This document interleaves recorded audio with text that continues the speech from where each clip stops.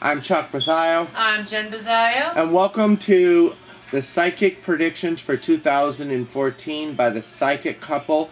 This is spiritual and paranormal experiences. Happy holidays. Merry Christmas. Happy New Year. Happy Hanukkah. Happy Kwanzaa. Just a happy all the way around. For everybody. Merry Christmas. I hope everybody's Christmas went as well as ours. May the new year bring you all kinds of good fortunes. If you go to our website at www.cbezio.com, you can click on our previous years of psychic predictions.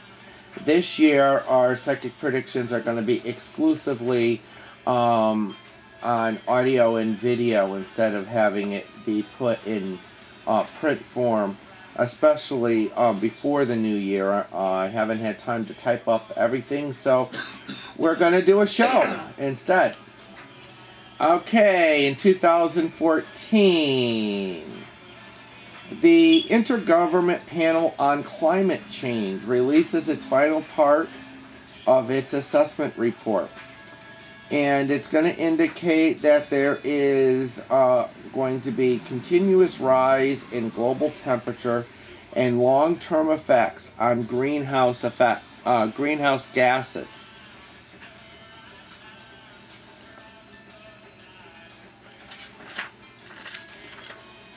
Even the dire predictions proved to be underestimated. And a lot of people are going to be using this fact as a reason to say that it's not man-made and that it is not permanent, because there really is an incomplete scientific understanding on exactly what is going on and why it is happening. In the past, these reports did not include things like methane releasing from the melting permafrost, the dynamic shifts in the glacier melts. They even overlooked the sudden and rapid emergence of China and India, and the huge increase in greenhouse gases on emissions. So this new report is going to really try to take into account some of the things that they overlooked in the past. I think that you just really need to begin to think that it doesn't matter whether it's man-made or not man-made. You just need to think that climate change. Some people are saying they don't even like the word global warming, because there are areas in which are rising dramatically in temperatures, and in other areas it's dramatically decreasing in temperatures. So climate change has got to be the new and will be the new term that is going to be thrown around. No more man-made global warming or even global warming. It's going to be climate change, because whether we like it or not, the climate is changing in every single region and every part of the globe. Well, the main thing that you have to look for in this is look historically. Look in our ancient history, our Paleozoic, Mesozoic, Cenozoic, all of our different times that we have an actual record, a fossil record of the planet Earth. And throughout history, it's always changing. It's always changing. We have a lake, now we have a desert. We have a river, now we have you know, a solid chunk of land. Where there was once a lush rainforests, now we have, you know, suburbs and solid jungles. I mean, it's just ever so changing ever so much. And, you know, throughout history, it's been changing. And the people that are looking into this don't really have a grasp on the fact that we've been through ice ages, we've been through heat waves, we've been through warming, we've been through cooling. And it's just a natural cycle that the planet is taking. It's just that it's been delayed because of the human intervention. But it's inevitably still going to happen, whether we get hot, whether we get cold, whether the regions change, because it does. It all does, to a never-ending cycle. Where it once was cold, it'll be hot. Where it was once hot, it will be cold. Where it was dry, it will be wet. Where it was sand, it'll be lush forests. And that's one of the cycles of the planet, and how everything is just recycled and changed. So it's just the inevitable. The main thing that we want to take into consideration is if and when we know where and when it is going to happen the most rapidly, so that we can prepare to change along with it. Well, that's the key right there. Adaptability. Humans are the most adaptable, top of the chain creatures on this planet. They have always been the most adaptable. And in order for us to adapt, we just have to follow where the change is, and we either migrate, move, or we learn to manipulate our own environment for our own benefit. There's no doubt that the temperatures are going to vary from our norms, but one of the things that I think is going to be one of the most detrimental is that humans have set up around all the coastal regions in the globe, and the rising sea level is a major factor, and it's going to be human migration moving away from the rising sea level. Well, the rising sea level is a concern at this point in time, but like I said, give it, a little bit, and, other polar caps will start to freeze again, or, there's going to be some other climatic change that will again alter the sea level. So it's just a matter of figuring out how high it's going to go and when. The main cause, or the main effect of this is not the gradual change. What we need to be careful of is going to be the natural disasters, the tsunamis, the earthquakes, the typhoons.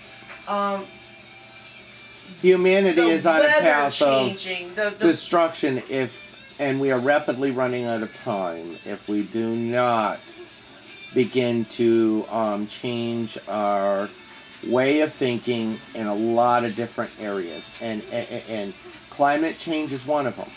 But how we live as a society with this planet and its ever-changing environments. Because 2014, and I said this back starting in the summer, maybe it was spring, you'd have to go back and look at my psychic predictions there, because that was one of the ones that we were correct. We are now in the cycle of extremes. Not the most extreme weather that's ever been on this planet, but the most extreme weather that humanity has ever seen. But not only that, extremes bring on change. Mm-hmm. So once again, it's the globe changing its hemispheres. It's changing its temperatures in different areas. It's shaking off the old and bringing in the new. And even though there is a broad scientific consensus on this climate change, there is still a lot of the public that remains skeptical about this whole situation. So this is where I get into, we need to change our way of thinking. The next thing is the European Single Supervisory Mechanism. What is the European Single Supervisory Mechanism? It is a European central bank that will create a European stability mechanism, allowing failing banks to be recapitalized directly without adding to a country's sovereign debt. The biggest contributors will be Germany, France, and Italy, and that is going to take place in 2014. So they're going to become a super bank. Yeah, there will be a super bank that will make sure that the European banks don't, what happened in 2008. Europe is a little bit behind us in the fact that we implemented a lot of reforms after the financial meltdown in 2008. We did that back in 2010, 2011.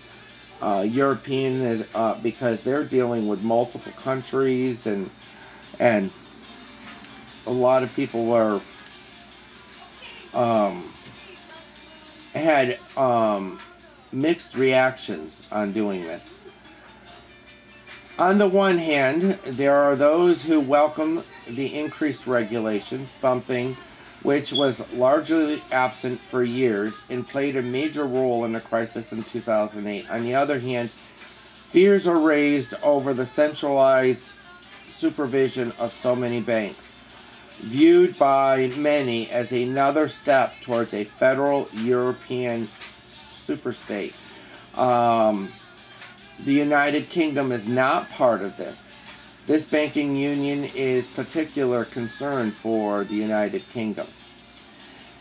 It's going to trigger a debate in the United Kingdom over the country's role in policy making for the European Union, and it will call for a referendum on its European Union membership. So, I do believe that the United Kingdom will enter the European Union because that it wants to have and continue to have policy making role in what is happening, and if it's not a member, it won't have it. Here's another one. Scotland votes no to independence. This has been ongoing for many, many, many years. And in the fall of 2014, there will be a referendum. The main arguments for those in favor of the independence were political and economic freedom, allowing Scotland to have full control over its taxes and laws and natural resources. Scotland could guide its own destiny, shaping its unique values, needs, and aspirations while remaining friends with the rest of the United Kingdom. On the other side of the debate, those who are in favor of maintaining the status quo point out the centuries-long economic and political success of the existing union, arguably the most stable and prosperous in the world. An independent Scotland would mean greater financial risk and a loss of security, diminishing the Union as a whole at a time of global uncertainty.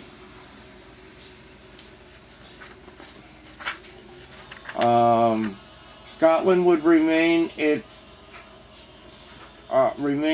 status as part of the United Kingdom, a position it has held since 1707.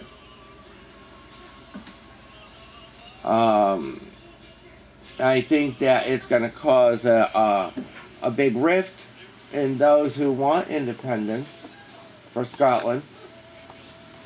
But I do believe that it's Scotland's best interest to continue to maintain its union with the United Kingdom. Yeah, no, I believe that it's definitely going to benefit more by staying within the Union.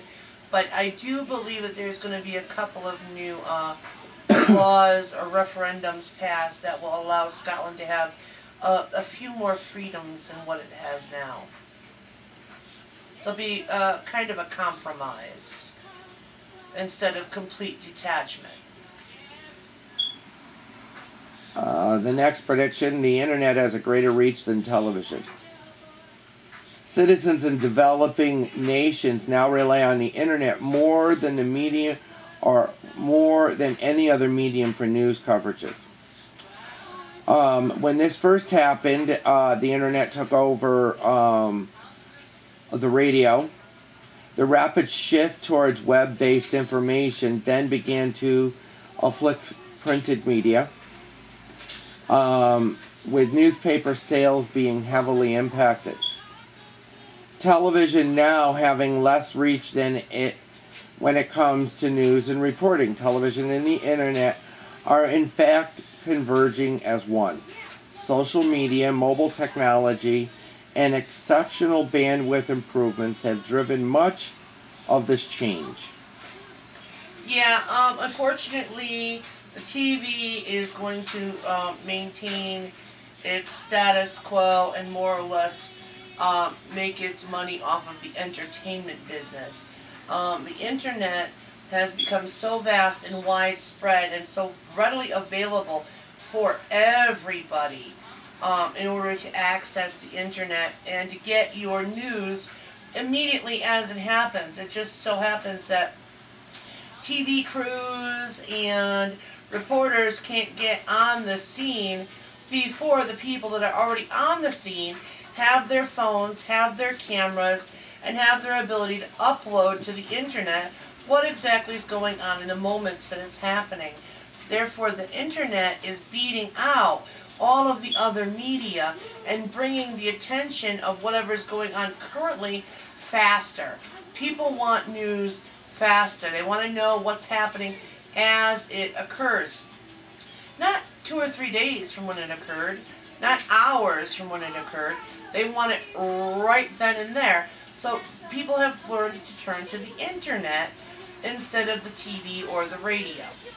And printed. And even the TV and the radio have turned to the internet now instead of relying on their news crews to go out and find the news, because the news is readily available at their fingertips as well. So the TV and the internet, or the TV and the radios and even the newspaper, have now turned to the internet or become part of the internet. You don't need your printed newspaper anymore because you have your newspaper all printed out in front of you right on your cell phone, your digitally. laptop, your PC, your tablet. With the most up-to-date, not outdated information. Pretty much. I mean, there's less redundance, and there's more information flowing through faster than there ever has been before. It's faster and it's cheaper. And this is... So your other local, or your other media, your TV, your newspapers, your radio, are going to rely more on entertainment. And they'll still give out information for those that don't have access readily, especially for like the internet, or the elderly and the young, and maybe some of the more less developed countries. But even there, they're even gaining more access now too. Yeah, there's something to say about holding something tangible, having the print media, having a book, a magazine, a newspaper in your hands, actually looking at it, actually holding it. But when you can get something faster, easier, and not only that, but it's the internet cheaper. customizes. It customizes. If you only talk Spanish, you can get whatever's going on in Spanish. Yeah. If you only talk English, it's there in English. If French, Indian, German, you name your language, it's there for you as it's happening.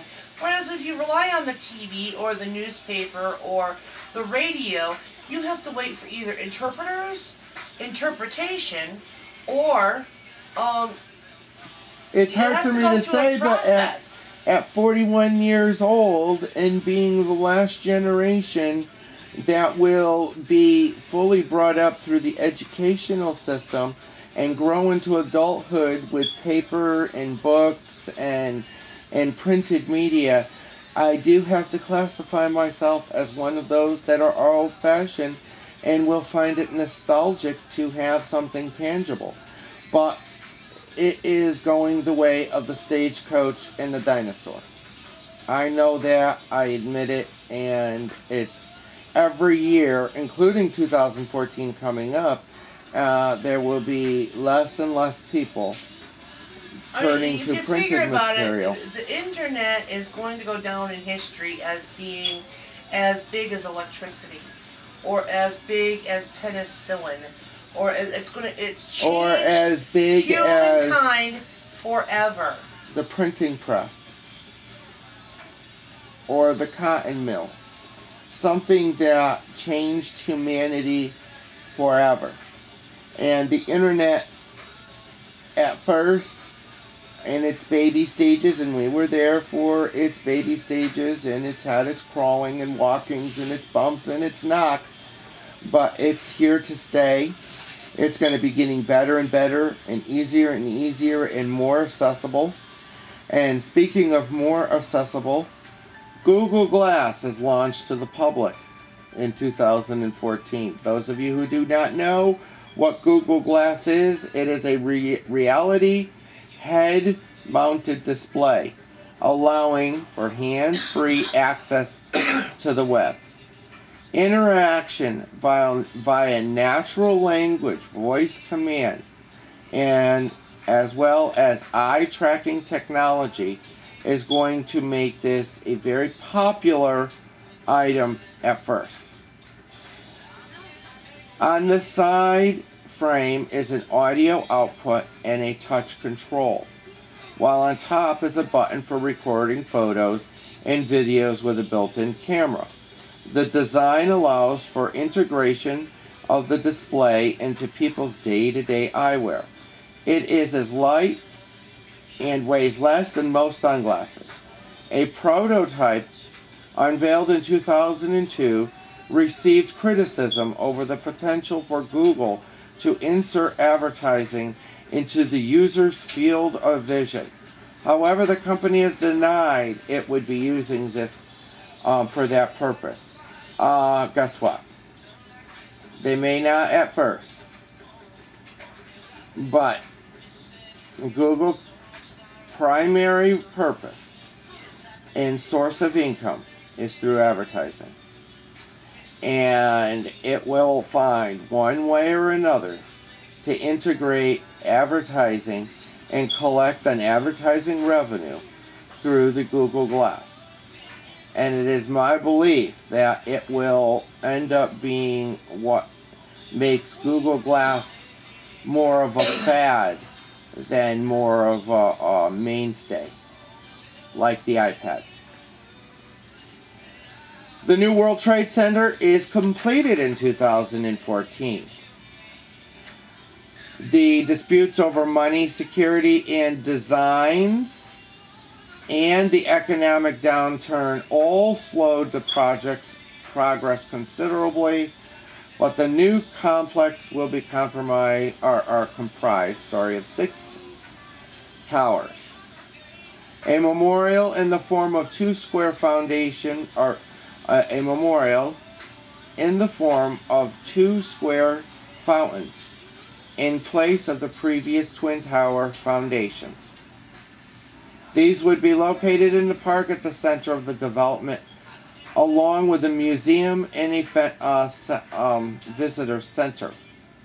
The tallest of the new skyscraper is One World Trade Center, and it stands symbolic at 1,776 feet from base to pinnacle, recalling the year in which the Declaration of Independence was signed. The new tower was built with several key safety features, including a blast-resistant steel, concrete internal structure, a polymer-reinforced glass, chemical and biological filters, widening stairs, and more sprinklers throughout the whole entire building. It is environmentally friendly design. The roof collects rainwater. It is to be used for the cooling system. Like all buildings on site, it is heated by steam, reducing the reliance on fossil fuel, or basically funneling our money over to the Middle East, in which caused the World Trade Centers to be attacked in the first place. One World Trade Center will become the tallest building in the United States and the third tallest in the world. The Shanghai Towers also will be completed in 2014, and this is located in the district of Shanghai in China. It is the tallest group of 3 super tall buildings. The Shanghai Tower has a very unique design.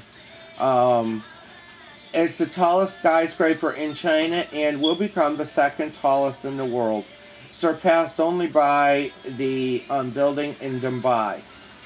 The building rises 2,073 feet and has 128 stories. The outer layer, which twists as it rises. 9 indoor zones provide public space for visitors. Each of these 9 areas has its own atrium, featuring gardens, cafes, restaurants, and retail space, providing a 360-degree panoramic view of the city. These sky gardens cut the time needed for people to travel on the building's elevator and giving visitors places to meet, eat, and shop. The layers of the facade are transparent. This new design reduces the wind loads by almost 25%, meaning that fewer construction materials were needed. The building's spiral parapet collects rainwater to be used for air conditioning and a central heating system. Wind turbine generates on-site power.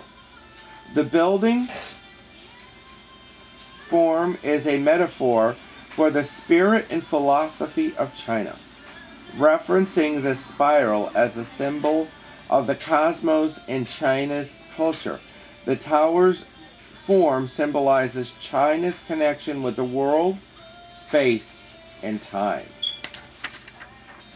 Sounds pretty. It is pretty. You should Google it and look up the.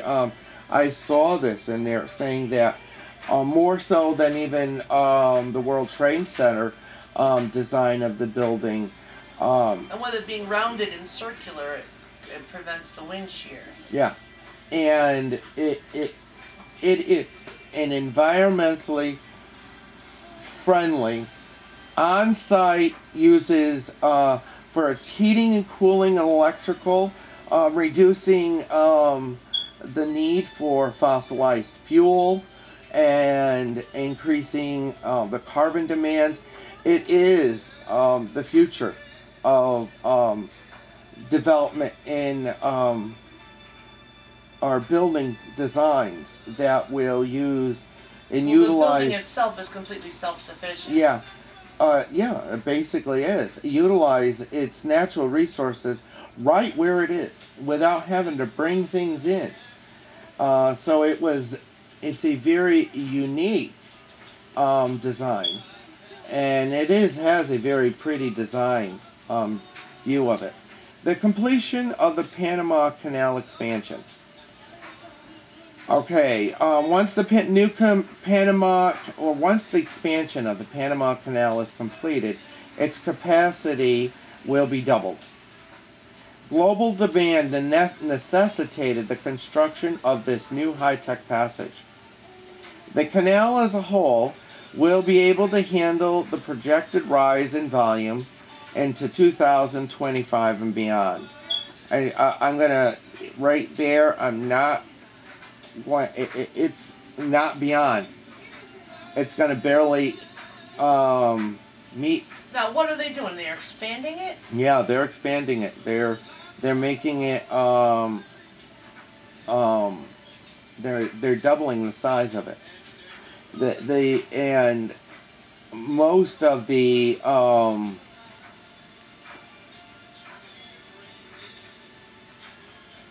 most of what has been happening here is that there's been a jam up, and 37% of the shipping traffic was unable to pass through the existing canal. So they doubled the size of it. Now, why is that? Huh? Just so much shipping traffic, or? Just so much shipping traffic. And they believe that doubling the size of this will meet the demands of... Oh, so it was bottlenecking. Yeah, 2025 and beyond. Well, it's going to be over capacity by 2025. Now, that's where I'd have to disagree with you. I don't think it's going to be at over capacity. I believe it will be at capacity or just under capacity. But also at the same time, there's going to be a shift change in the way that we need to traffic the stuff that the ships are bringing over. We're going to be having more people flying, more vehicles that can hover and maneuver over ground faster than they are through water.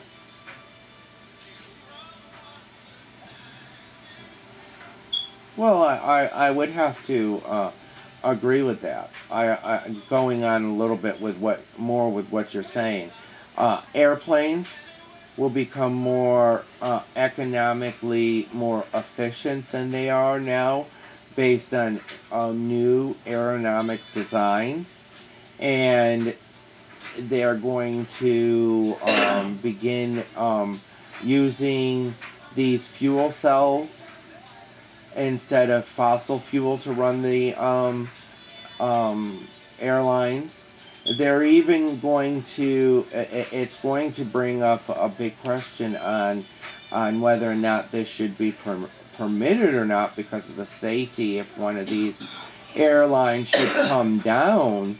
But I do believe they're going to be using some nuclear technology to allow for a more cost-effective transportation of goods through airplanes. But I don't believe the shipping is going away. And no, it's not going away, and it's not necessarily dying. It's going to remain, pretty steady. But like I said, there's going to be more development in other areas and other modes of abilities of transporting things. So there'll be a big shift in, by air, sea, or water, how things are going to start being transported. And I do believe that they're going to come up with a new airplane, a bigger airplane. Yeah, a massive size airplane that will be more along the size of what we're using on the water now, that will be able to fly through the air faster. The only problem, like I said, is that these ships these planes. Well, they're going to be considered or called airships. They're going to be huge. The only problem with these is going to develop a problem with adapting the airports now to accommodate such a big beast of an airplane in order for them to take off and land. Because the bigger you get, the more length and width you're going to need in order for them to take off and land. One of the things that did help the economy in Panama is it generated a lot of wealth that reduced the poverty in the country by 30%. But with the completion of this project, if they don't have something else to fill the gap for those workers, this country is going to go back into poverty-stricken mode. And there are serious environmental concerns with what they're doing here, widening the Panama Canal, just naturally, but also with the increased pollution based on the amount of traffic that it's going to now be bringing through the Panama Canal. This is an interesting one. Better protection against tooth decay. This is something that might interest you, Jen. A new molecule known as Keep 32 is now present in a range of dental care products, as well as several foods like chewing gum. This eliminates a Streptococcus mutans, one of the two main bacteria responsible for tooth decay. It's not a 100% cure, but it will definitely dramatically improve in tooth protection. A little statistic here, 73% of the world's population has cavities. So this is a something that is going to definitely improve. It's too late for me. Well, like we always said, prevention is good no matter what condition they are now. You don't want to keep adding to. 14 nanochips are released. The 14 nanometer process is used for the next generation of computer chips following the 22 nanometer size. In case you don't know what they are, they're transmitters. And they're reaching extraordinarily small sizes. This trend in computing power will continue for some time to come, thanks to a new generation of materials. The first product to use the technology are becoming available now, but it will become wide range in 2014. They would have properties unachievable in other elements like resistors, conductors, and capacitors. After 40 years of research and development, they are now appearing in consumer products. These things work on the atomic level. Nanoscale devices have a variety of resistance, able to remember their resistance when power is off. This makes them phenomenally faster, denser, and more energy efficient than previous electronics. Mobile phones and countless other gadgets can now benefit from a vastly improved battery life, speeding memory and capacity. Desktop computers and laptops, meanwhile, can be booted up almost instantly because of their tiny size. They can also be used as microscopic sensors, gathering a wide range of data from their surroundings. They can be similar in behavior to the synapses of the brain. This offers the potential to creating electronics more capable of adapting to different situations and exhibiting a form of learning, which may advance efforts in artificial intelligence.